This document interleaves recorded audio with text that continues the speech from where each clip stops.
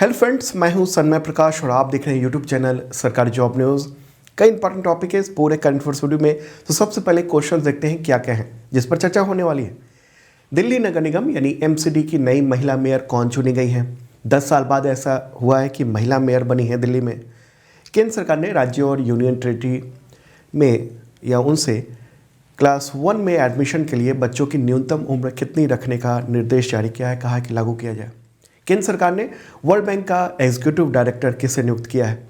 भारत के यूपीआई और सिंगापुर के किस पेमेंट सिस्टम को लिंक कर दिया गया है जिससे अब एक दूसरे देशों में पेमेंट करना बहुत ही आसान हो गया है? चुनाव आयोग ने किस नेता के नेतृत्व वाले गुट को असली शिवसेना माना और सुप्रीम कोर्ट में क्या हुआ? यूनाइटेड नेशंस ने भारतीय मूल की किस महिला को पोषण अभियान का चीफ बनाया मुखिया? विदेश मंत्री एस जयशंकर ने किस देश में सरदार वल्लभ भाई पटेल की प्रतिमा का अनावरण किया? विश्व हिंदी सम्मेलन, उसकी थीम क्या है, उसके बारे में बात करेंगे। तो शुरू करते हैं दोस्तों। उससे पहले आपसे अपील है कि अगर आपने अब तक इस चैनल को सब्सक्राइब नहीं किया तो ज़रूर कर लेना और बेल आइकन है उसे जरूर दबाना ताकि नोटिफिकेशन आपको वक्त पे मिल सके। तो क्वेश्चन होगा पहला, दिल्ली नगर निगम यानी एमसीडी की नई महिला मेयर कौन चुनी गई है 10 साल बाद? महिला मेयर आंसर होगा इसका शैली ओबेरॉय। ठीक है, क्या नाम है? शैली ओबेरॉय। आम आदमी पार्टी से हैं। 22 फरवरी को मेयर का चुनाव हुआ। चुनाव मतलब कि इलेक्शन तो पहले हो गया था दिसंबर में ही, लेकिन वहाँ सदन में नगर निगम के सदन में चुनाव किया गया, उसमें वो शैली ओबेरॉय चुन ली गई हैं और ये रहा वीडियो। और आम आदमी पार्टी के मोहम्मद इकबाल को डिप्टी मेयर चुना गया। ठीक है, शैली ओबेरॉय भी आम आदमी पार्टी से हैं। दिल्ली में चुनाव कब हुआ था? दिसंबर में, और रिज़ल्ट 8 दिसंबर को ही आ गया था। लेकिन 80 दिन बाद दिल्ली को नया मेयर मिला है और दिल्ली को 10 साल बाद महिला मेयर मिली है। इससे पहले कब वहाँ पर महिला मेयर थी? 2011 में भाजपा की रजनी अब्बी आखिरी महिला मेयर थी। ठीक है, तो पहले नगर निगम जो है ना 3 हिस्से में बट गया था। 2012 में शीला दीक्षित की जो सरकार थी दिल्ली में, तो उसने नगर निगम को 3 हिस्सों में बांट दिया था। फिर अभी 2022 में नवंबर के आसपास तो तीनों हिस्सों को फिर से एक कर दिया गया और इसके बाद ये पहला चुनाव था एमसीडी का। शैली ओबेरॉय 39 ईयर है। पिता का नाम सतीश कुमार ओबेरॉय है। एक बहन है, एक भाई है। 2013 में आम आदमी पार्टी में शामिल हुई थी और दिल्ली के पूर्वी पटेल नगर क्षेत्र से उन्होंने पार्षद का चुनाव लड़ा था। चलिए अब आगे बढ़ते हैं, अगला क्वेश्चन लेते हैं। चूँकि 10 साल बाद कोई महिला मेयर बनी है इसलिए ये इंपॉर्टेंट क्वेश्चन हो जाता है। 10 साल के दौरान कई मेयर थे लेकिन महिला कोई नहीं थी। अगला क्वेश्चन लेते हैं। केंद्र सरकार ने स्कूलों की पहली कक्षा में एडमिशन के लिए बच्चों की न्यूनतम उम्र कितना तय करने का निर्देश जारी किया है राज्यों और केंद्र शासित प्रदेश को? आंसर होगा 6 ईयर, 6 साल। ठीक है, तो केंद्र सरकार ने, आपको पता होगा कि जुलाई 2020 में कुछ साल पहले राष्ट्रीय शिक्षा नीति NEP लागू किया था। ओके, और अब इसी के तहत राज्यों और केंद्र शासित प्रदेशों को निर्देश भेजा गया और इसमें कहा गया है कि क्लास 1 में एडमिशन के लिए मिनिमम एज 6 ईयर होनी चाहिए। दरअसल हुआ यह है कि ऐसे 14 राज्य और केंद्र शासित प्रदेश हैं जहां पर 6 साल पूरे होने से कब पहले ही बच्चों को फर्स्ट क्लास में एडमिशन दे दिया जाता है, परमिशन दे दी जाती है। लेकिन अब बहुत ही सख्त लहजे में निर्देश भेजा गया है कि 6 साल ही होनी चाहिए। उससे कम उम्र का कोई बच्चा है तो उसका एडमिशन क्लास 1 में न किया जाए। ठीक है, जब तक कि उसकी उम्र 6 ईयर ना हो जाए। तो आपको पता होगा कि नेशनल एजुकेशन पॉलिसी यानी NEP ये 2020 में लागू की गई थी और उसमें 10+2 फॉर्मेट जो है, अभी 10th तक करते हैं, उसके बाद +2, उस फॉर्मेट को ख़त्म करके क्या किया गया था? 5+3+3+4 ये फॉर्मेट रखा गया था। और उसमें ये 5 का मतलब ये था कि स्कूल के पहले 5 साल में प्री प्राइमरी स्कूल, नर्सरी और उसके 3 साल और क्लास 1 और क्लास 2 सहित फाउंडेशन स्टेज शामिल होंगे और इसमें अर्ली चाइल्डहुड केयर एवं एजुकेशन कहा जाएगा इसमें। और ये जो 5 था इसको एज को कर दिया गया था 3 to 8 ईयर और इसमें क्लास 1 में एडमिशन के लिए न्यूनतम उम्र 6 ईयर कर दी गई थी। ठीक है, उसके बाद आता है 3, ये वाला 5+3। तो 3 का मतलब हुआ अगले 3 साल की कक्षा, यानी 3 से लेकर 5 की चरण, और उसकी एज होगी 8 से 11। उसका फिर 3 है, तो उसके बाद ये मध्यम चरण कक्षा क्लास 6 से 8 तक का, और एज होगी इसकी 11 to 14। और फिर 4 आता है, तो ये माध्यमिक अवस्था, यानी क्लास 9 to 12, यानी एज होनी चाहिए 14 से 18 वर्ष। ठीक है, तो इसी नेशनल एजुकेशन पॉलिसी के तहत केंद्र सरकार ने तमाम राज्यों और केंद्र शासित प्रदेशों को ये निर्देश भेजा है। तो महत्वपूर्ण है ये खबर आपके एग्जामिनेशन के लिए। केंद्रीय शिक्षा मंत्री अभी कौन है, कमेंट बॉक्स में आप बताइए। वैसे मैंने इस वीडियो के पीडीएफ में दे दिया है, पीडीएफ डेली का फ्री होता है, सरकारी जॉब न्यूज़ का जो ऐप है वहाँ से डाउनलोड कर सकते हैं आप। चलिए अब आगे बढ़ते हैं, अगला क्वेश्चन लेते हैं। भारत के यूपीआई और सिंगापुर के किस पेमेंट सिस्टम को लिंक किया गया जिससे दोनों देशों में लोग आसानी से एक दूसरे को पेमेंट कर पाएंगे? जैसे आप यूपीआई करते हैं, 1 सेकेंड में पेमेंट चला जाता है या 2 सेकेंड में चला जाता है, इतने ही समय में यहाँ से सिंगापुर पहुँच जाएगा पेमेंट, और खर्चे भी नहीं लगेंगे। बहुत ज़्यादा जो क्रॉस बॉर्डर पेमेंट करने में जो एक्स्ट्रा चार्ज लगते हैं वो भी नहीं लगेंगे। आंसर होगा पे नाउ। ठीक है, सिंगापुर का है पे नाउ। और न्यूज़ देख रहे हैं आप, दोनों को लिंक कर दिया गया है, दोनों लिंक हो गए हैं पेमेंट सिस्टम। और इसके लिए एक वर्चुअल कार्यक्रम आयोजित हुआ जिसमें भारतीय प्राइम मिनिस्टर नरेंद्र मोदी और सिंगापुर के प्राइम मिनिस्टर ली सी लुंग ये वो मौजूद थे, और भी लोग मौजूद थे उस दौरान, जैसे आरबीआई के चीफ यानी आरबीआई के गवर्नर वो मौजूद थे, और वहाँ के यानी सिंगापुर के जो वहाँ के बैंकिंग प्रणाली है उसके चीफ भी मौजूद थे। तो इसे यही होगा कि एक दूसरे के पास हम पेमेंट भेज सकेंगे। सिंगापुर कहाँ पर है मैप में देख लेते हैं एक बार। तो ये रहा प्यारा भारत, और सिंगापुर कहाँ है? ये मलक्का स्टेट के पास में है। मलक्का स्टेट कहाँ है? यहाँ वाला जो हिस्सा है वो, और यहीं पर ये देख रहे हैं आप, यहाँ सिंगापुर बहुत छोटा सा है। उसके प्राइम मिनिस्टर कौन है? ली सीन लुंग। राजधानी है सिंगापुर सिटी, और मुद्रा क्या है? Singapore dollar. ठीक है, यहाँ पर है ये, इस जगह पर। ओके, तो और इसी के पास मलेशिया भी है। तो पे नाउ क्या है? जैसे यहाँ पर पेमेंट की जो सिस्टम है बड़ी चर्चित और लोकप्रिय यूपीआई, उस तरीके से सिंगापुर में पे नाउ है, और वहाँ तेज भुगतान प्रणाली है, और ये peer to peer fund transfer सेवा को सक्षम बनाता है। और भारत का यूपीआई, उसके बारे में जानते हैं आप, unified payment interface full form होता है। क्या होता है? Unified payments interface. और ये instant real time payment service है, और ये ऐसा कंसेप्ट है जिससे बैंक अकाउंट एक मोबाइल एप्लीकेशन के जरिए जुड़ता है, और फिर रकम ट्रांसफ़र बहुत आसानी से हो जाता है। और यूपीआई को गवर्न कौन करता है, उसकी देखभाल कौन करता है, चलाता कौन है? National payments corporation of India यानी एनपीसीआई, और पूरा नियंत्रण इसका रिजर्व बैंक ऑफ इंडिया और जो इंडियन बैंक एसोसिएशन है उसके हाथों में है। तो क्या फ़ायदा होगा यूपीआई और पे नाउ के इंटरलिंक होने से? यही होगा, सीमा पार खुदरा जो भुगतान है आमतौर पर घरेलू लेन देन की तुलना में बेहतर हो जाएंगे, और यूपीआई पे नाउ के लिंकेज से क्रॉस बॉर्डर जो पेमेंट है वो बहुत तेज होगा। किसको फ़ायदा होगा इससे? जो माइग्रेंट लेबर हैं, स्टूडेंट्स हैं, उन सबको खासतौर पे काफ़ी ज़्यादा फ़ायदा होगा, जिनको कम रकम का मतलब हुआ कि 1 लाख 2 लाख या उससे कम पेमेंट करना है। तो बड़े कारोबारी है वो तो करोड़ों में तुरंत ही ट्रांसफ़र कर ही लेते हैं, उनके पास बैंकिंग व्यवस्था, उसके लिए सपोर्ट भी व्यवस्था होती है। ठीक है, तो एक इम्पॉर्टेंट बात है। अच्छा, ये जो कार्यक्रम हो रहा था ना, उस दौरान प्राइम मिनिस्टर नरेंद्र मोदी ने एक इम्पॉर्टेंट बात कही है कि आज यूपीआई भारत में सबसे पसंदीदा भुगतान प्रणाली बन गई। और 2022 में यानी पिछले साल यूपीआई के जरिए टोटल कितने रुपए का ट्रांजैक्शन हुआ है? 126 ट्रिलियन रुपीज़। अगर हम ट्रिलियन को करोड़ वगैरह में कहें तो 12.6 लाख करोड़ रुपए, 12.6 लाख करोड़ रुपए का ट्रांजैक्शन हुआ है एक साल में, 2022 में। और कितनी बार ट्रांजैक्शन हुआ है? तो 74 अरब लेन देन हुए हैं। ठीक है, और सरकार ने ये सोचा हुआ है, आरबीआई ने कुछ वक्त पहले एक कंसेप्ट नोट भी जारी किया था कि G20 के देशों में यूपीआई से भुगतान की अनुमति हो जाए, और उसके लिए सर्कुलर जारी भी किया गया था। ओके,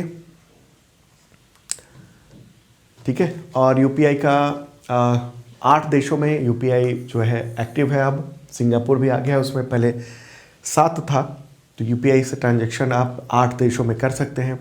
यूपीआई की शुरुआत हुई थी 2016 में, एनपीसीआई संचालित करता है, और अब कई सारे देशों में विस्तार करने के लिए भी बातचीत चल रही है। G20 देशों में भी, तमाम देशों में ये कनेक्ट हो जाएगा, कुछ वक्त लगेगा, चर्चा चल रही है इसके लिए। चलिए अब आगे बढ़ते हैं, अगला क्वेश्चन लेते हैं, ये भी इम्पॉर्टेंट है। उससे पहले आपको बता दूं कि अगर आप तमाम एग्जामिनेशन की तैयारी कर रहे हैं कई सारे, और उसमें करंट अफेयर्स का वेटेज तो होता ही है, तो उसकी शानदार तैयारी के लिए आप मेंबरशिप ले सकते हैं। फ़ायदा यही है इसमें कि करंट अफेयर्स का PDF मिलता है, वीकली, मंथली, क्वार्टरली, ईयरली। इसके अलावा मॉक टेस्ट होता है एवरी वीक को, संडे को, करंट अफेयर्स का वीकली, और मंथली भी मॉक टेस्ट अवेलेबल है। इसके अलावा टेस्ट सीरीज़ है तमाम तरह के एग्जामिनेशन के लिए, चाहे यूपीएससी हो, बीपीएससी हो, यूपीपीएससी हो, पीटी हो, एसएससी हो, रेलवे है, इन सब के टेस्ट सीरीज़ अवेलेबल है। चाहे सीआरपीएफ के हो, सीआईएसएफ एग्जामिनेशन हो, तो वो सब अवेलेबल है। और बुक पर डिस्काउंट भी मिलता है। बुक जो है ना, वो अमेजन पर बेस्ट सेलर है इस वक्त। ये बुक है, आपके एग्जामिनेशन में बहुत काम आएगा। पिछले साल का टोटल करंट अफेयर्स 2023 के एग्जामिनेशन के पॉइंट ऑफ व्यू से इसे तैयार किया गया है, तो देखना जरूर। इस वीडियो के डिस्क्रिप्शन में सब लिंक अवेलेबल है, और ऐप के थ्रू आप मेंबरशिप ले सकते हैं, आपके बहुत काम आएगा। और हाँ, जिन लोगों ने पिछले साल लिया था और 1 साल पूरा हो चुका है, वो रिन्यू करवा लें अपना।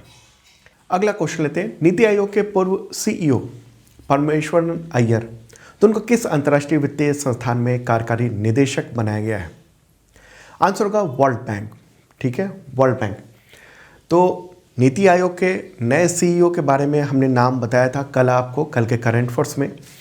आपको इस सवाल का भी जवाब देना है कि नीति आयोग के नए CEO कौन हैं। ठीक है, और उनसे पहले ये थे परमेश्वरन अय्यर। तो परमेश्वरन अय्यर को अब 3 साल के लिए वर्ल्ड बैंक में एग्जीक्यूटिव डायरेक्टर का पद दे दिया गया है। भारत सरकार ने ये तय किया, और वो 1981 बैच के रिटायर्ड IAS अधिकारी हैं। और किसकी जगह लेंगे वर्ल्ड बैंक में?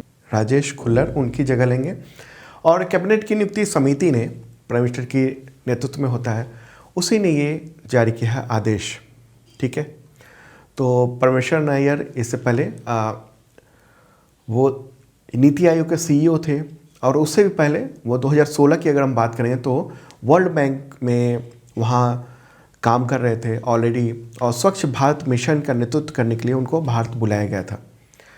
और बहुत सारे अलग अलग मंत्रालयों में उन्होंने काम किया है, और अब वर्ल्ड बैंक के एग्जीक्यूटिव डायरेक्टर हो गए। देखिए, वर्ल्ड बैंक में 25 एग्जीक्यूटिव डायरेक्टर होते हैं। वर्ल्ड बैंक से कनेक्टेड हैं 189 कंट्रीज़, और उन देशों का प्रतिनिधित्व 25 एग्जीक्यूटिव डायरेक्टर और 25 वैकल्पिक एग्जीक्यूटिव डायरेक्टर करते हैं। ठीक है, तो इंडिया की तरफ से ये गए हैं वहाँ पर। वर्ल्ड बैंक की स्थापना कब हुई थी? जुलाई 1944 में, 78 ईयर पहले।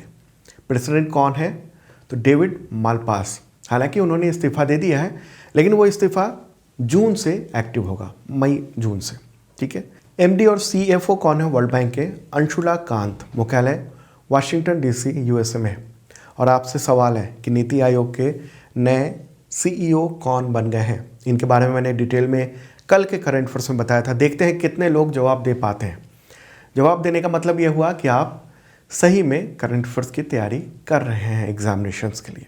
अगला क्वेश्चन लेते हैं, इलेक्शन कमिश्नर ऑफ इंडिया ने किस लीडर के लीडरशिप वाले गुट को असली शिवसेना के रूप में मान्यता दी है? आंसर होगा इसका एकनाथ शिंदे। ठीक है, चुनाव आयोग ने अभी हाल ही में ये कहा कि एकनाथ शिंदे गुट ही असली शिवसेना है, और उसी को तीर कमान वाला जो निशान है वो दिया जा रहा है, इस्तेमाल करने की इजाज़त दी थी। आयोग ने ये पाया, आयोग का ये कहना है कि शिवसेना का मौजूदा जो संविधान है वो अलोकतांत्रिक है। ठीक है, उसके बाद क्या हुआ, उद्धव ठाकरे जो पहले शिवसेना के चीफ थे वो सुप्रीम कोर्ट पहुंच गए और सुप्रीम कोर्ट से उनको राहत नहीं मिली।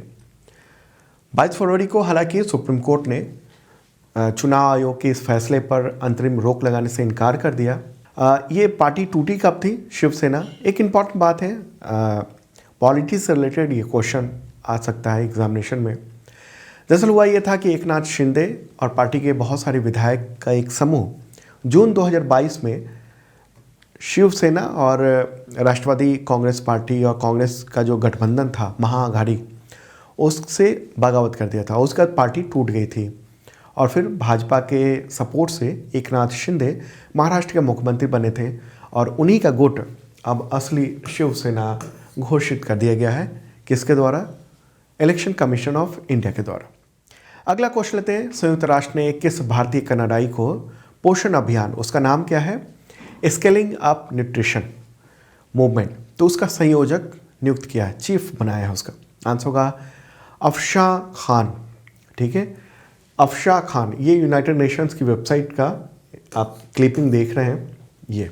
तो यूनाइटेड नेशंस के सेक्रेटरी जनरल एंटोनियो गुटेरेस ने भारतीय मूल की कनाडाई नागरिक और ब्रिटिश नागरिक भी कही, उनको 2 जगह की नागरिकता है इनके पास, अफशा खान के पास, तो उनको पोषण अभियान स्केलिंग अप न्यूट्रिशन मूवमेंट का संयोजक यानी कोऑर्डिनेटर नियुक्त कर दिया है।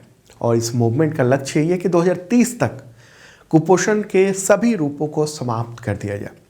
अफशा खान फोटोग्राफ देख रहे हैं, इनका जन्म हुआ था भारत में हैदराबाद शहर में और इसके बाद वो परिवार के साथ बचपन में ही कनाडा चली गई थी और उनके पास 2 देशों की नागरिकता है, दोहरी नागरिकता है, कनाडा और ब्रिटेन की। ठीक है, भारत में दोहरी नागरिकता का प्रावधान नहीं है लेकिन कनाडा और ब्रिटेन में ऐसा है। अच्छा, इससे पहले अफशा खान जो हैं वो यूनिसेफ की रीजनल डायरेक्टर यूरोप और सेंट्रल एशिया की वो रह चुकी हैं। अब यूनाइटेड नेशंस के स्केलिंग अप न्यूट्रिशन ये जो प्रोग्राम है इसकी वो कोऑर्डिनेटर बना दी गई हैं, चीफ बना दी गई। अगला क्वेश्चन लेते हैं, 12वां विश्व हिंदी सम्मेलन किस देश में आयोजित हुआ है 2023 में? आंसर होगा फिजी। ठीक है, कब से कब तक आयोजित किया गया? 15 से 17 फरवरी 2023 को। कहाँ पर? तो फिजी की राजधानी सुवा में ही आयोजित किया गया। और आयोजन किसने किया? तो भारतीय विदेश मंत्रालय ने फिजी सरकार के सहयोग से ये आयोजन किया है। इससे रिलेटेड अगला क्वेश्चन लेते हैं, 12वें विश्व हिंदी सम्मेलन 2023, उसकी थीम बताएं। थीम क्या है? आंसर होगा पारंपरिक ज्ञान से आर्टिफिशियल इंटेलिजेंस, हिंदी में। ठीक है, ये है। और अगर इसको इंग्लिश में कहेंगे तो traditional knowledge to artificial intelligence, ये थी थीम। और देखिए, फिजी जो है ऐसा पहला पैसिफिक नेशन है, प्रशांत देश है, जहाँ पर विश्व हिंदी सम्मेलन आयोजित किया गया है। ठीक है, तो एक बार फिजी पे भी चलते हैं, फिजी कहाँ है, फिर आगे हिंदी सम्मेलन के बारे में बताएंगे। तो ये रहा प्यारा भारत, और जैसा मैंने पहले बताया प्रशांत महासागर में ये देश है फिजी, बहुत छोटा सा देश है। और आप देखेंगे इस तरफ यहाँ ऑस्ट्रेलिया है और ये इस जगह पर समुद्र से घिरा हुआ, इधर न्यूजीलैंड है आपका, और ये प्रशांत महासागर है, दक्षिणी प्रशांत महासागर कहिए। तो वहीं पर ये द्वीपीय देश है, छोटा सा देश है फिजी। ठीक है, तो वहाँ पर हिंदी की शिक्षा को बढ़ावा देने के लिए भारत सरकार कार्यक्रम भी चला रही है और वहीं पर ये आयोजन हुआ है विश्व हिंदी सम्मेलन। ठीक है, 12वां 2023 में। संयुक्त राष्ट्र के अनुसार फिजी की जो जनसंख्या है उसमें 30% से ज़्यादा लोग भारतीय मूल के हैं। जब भारत अंग्रेज़ों का गुलाम था तो यहाँ से उठाकर और गिरमिटिया मजदूर बनाकर उनको यहाँ ले जाया गया था खेती के लिए। फिजी में सरकारी स्तर पर मान्यता प्राप्त 3 भाषाएं हैं, हिंदी, फिजियन और इंग्लिश। ठीक है, तो विश्व हिंदी सम्मेलन ये आयोजन हुआ और ये हिंदी भाषा का सबसे बड़ा अंतर्राष्ट्रीय सम्मेलन होता है और इसमें दुनिया भर से हिंदी के विद्वान, साहित्यकार, पत्रकार, भाषा विज्ञानी, हिंदी प्रेमी ये सब जुटते हैं। पहली बार कब हुआ था विश्व हिंदी सम्मेलन का आयोजन? 1975 को हुआ था महाराष्ट्र के नागपुर में। ओके, तो यहाँ फिजी की और कुछ बातें कर लें। राजधानी सुवा है, प्रेसिडेंट कौन है? रातू विलियम काटोनीवेरे, और प्राइम मिनिस्टर कौन है? Commodore Josaia Frank Bainimarama. मुद्रा क्या है? Fijian dollar. चलिए अब आगे बढ़ते हैं, अगला क्वेश्चन लेते हैं। विदेश मंत्री एस जयशंकर ने फरवरी 2023 में किस देश में सरदार वल्लभ भाई पटेल की प्रतिमा का अनावरण किया है? आंसर होगा फिजी। फिजी में ही ये प्रतिमा का अनावरण किया गया। और ये देख रहे हैं आप कब और कहाँ पर? तो सुआ जो राजधानी है फिजी की, सुआ, तो वहाँ पर इंडिया हाउस है और उसी में 17 फरवरी को सरदार वल्लभ भाई पटेल की प्रतिमा है और वहीं उसका अनावरण कर रहे हैं भारतीय विदेश मंत्री। और उन्होंने यहाँ पर फिजी संग्रहालय में पुनर्निर्मित गिरमिटिया गैलरी का भी उद्घाटन किया और स्टेट हाउस में फिजी के राष्ट्रपति से उन्होंने मुलाकात की और Pacific heads of state residence उसके सोलराइजेशन उसके लिए भी वहाँ पर भारत सरकार ने प्रोजेक्ट शुरू किया वहाँ पर। ठीक है, तो ये है राष्ट्रपति वहाँ के फिजी के। अगला क्वेश्चन लेते हैं, विश्व स्काउट दिवस कब मनाया जाता है? आंसर होगा इसका 22 फरवरी। स्काउट मूवमेंट की स्थापना किसने की थी? लॉर्ड रॉबर्ट बेडेन पॉवेल ने। और उनके जन्मदिन के अवसर पर 22 फरवरी को वर्ल्ड स्काउट डे आयोजित किया जाता है। स्काउटिंग मूवमेंट जो है ना वो 1907 यानी 1907 में यूनाइटेड किंगडम में शुरू हुआ था। ओके, तो दोस्तों ये था इंपॉर्टेंट करंट अफेयर्स। कैसा लगा कमेंट बॉक्स में आप बता सकते हैं। एग्जामिनेशन की तैयारी शानदार होगी इसके जरिए। और जिन लोगों ने सब्सक्राइब नहीं किया है ज़रूर कर लेना, ठीक है। और बेल आइकन दबाना मत भूलना। मेंबरशिप आप सबके लिए है एग्जामिनेशन की तैयारी के लिए। अब मिलते हैं कल।